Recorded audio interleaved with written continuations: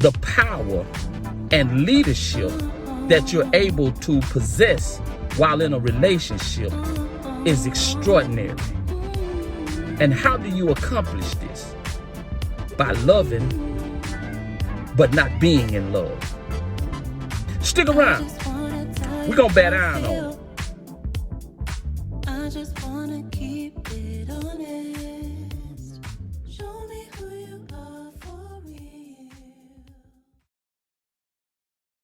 Listen, guys, being in a relationship and loving the woman, but not being in love with her, gives you extraordinary power.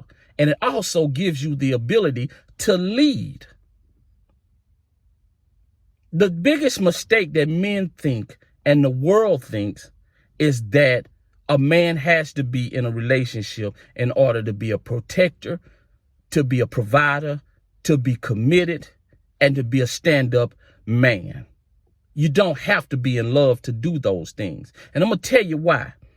This is the perfect example. A woman can be head over heels, pissed off and mad and angry with you that you've done something to her, maybe stabbed her in the back, not literally, but betrayed her in some kind of way. And you try to have sex with that woman and she can't do it. She can't. Why? Because she have to have a certain feeling in order to take her mind to that place where she can open her body up and give it to you. But a man can be pissed off to the highest of festivity, angry as hell. Whatever you might have done to him, he can still go and have sex with you. And it can be enjoyable. Why? Because he doesn't have to mentally be there in order to enjoy sex. So the same thing applies. A man doesn't have to fall in love with you to do certain things in a relationship, like provide, commit, be loyal, protective. He doesn't have to be in love to do those things. See, guys, we've been fooled into thinking through social media, television, news, talk shows, that love is what makes a relationship by both parties. No, love is required on the woman's behalf, because a woman will not submit to you unless she loves you, respect you, and you appear to her to be a leader. She can follow you. You don't have to talk her into following you. Once she falls in love with you, she will follow you. If you leading, she won't have a choice. Her feelings will make her follow you. And you got to remember that. The very moment she starts to gain more control of you, the more control a woman gain over you,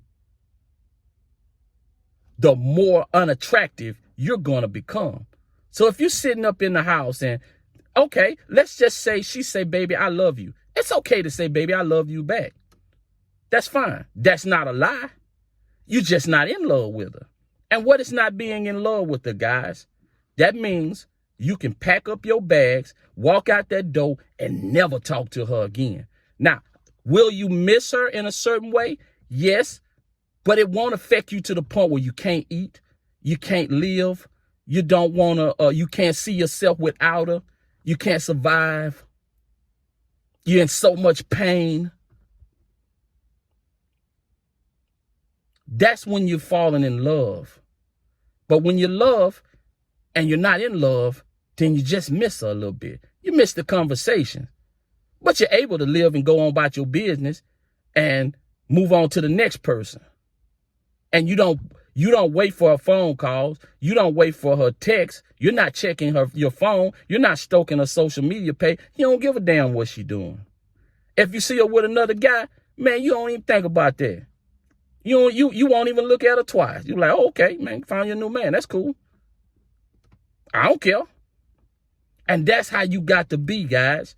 And once you're like that, because I'm going to tell you, women are going to test your ass whether you like it or not. whether she even trying to test you. It's just built into them to run tests on you. And the main way they test you is they find out, or they try to measure how much you love them. How much effect does their mood, their conversations, their anger, how much does it affect you? How much does their arguments affect you? And that's how they judge how much you love them, how deep you're attached to them. And then they go for the pullback.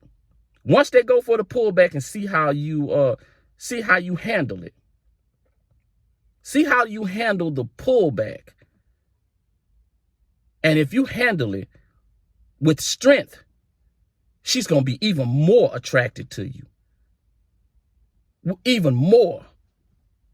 Why do you think, guys, when men treat women like shit, they stick with them through the end? They stick with them. They stay with them. Why? Because they view them as strong men.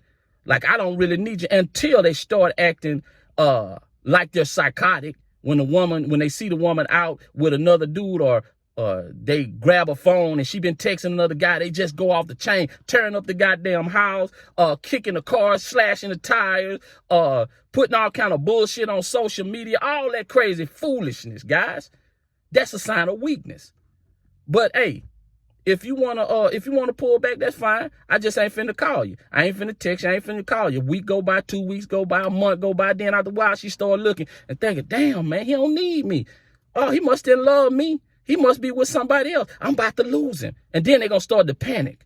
Because remember what I told you, guys. Human beings not wired for loss. So you never can look at a woman on your side. You can't look at her as a win. You got to just look at her as, hey, I'm with you for the time being. You know, if you act right, then you somebody that I think I can see myself being in a relationship with, but I'm not going to love you in that way that you're loving me. Because it's not necessary for me to do it. And as long as I stay out of that status, number one, I can think. I don't have to act in my emotions, meaning I'm better protective of you because I'm not emotional. I can think when every situation, I can view it from the short term and the long term. And guys, that's very important that you're able to do that. When you fall in love, your judgment becomes very cloudy, very muddy, because you're not thinking. So take, for instance, look at Will. He wasn't thinking. He was just acting out of pure emotion, and he took it out on that guy that was on stage, that was cracking jokes on his wife, on a benign joke that he could have just laughed off, which he was laughing, until Jada ordered the code red. Once she ordered the code red, cuz he executed the orders. He executed the orders. And he just went out of control. Now, I bet he's sitting back right now looking like, man, I look so much like a fool. And all he looking at, I can guarantee you, he on social media, or he listening to all the people that were, yeah, you were protecting your woman. But as time go on, more people going to look at it and say, nah, man, you was just broken. And then all that August I seen stuff is going to start popping up. The red table talk is going to start popping. People going to start going back watching all that stuff. And the more they do it, the more foolish you're going to look, guys. The more foolish you're going to look.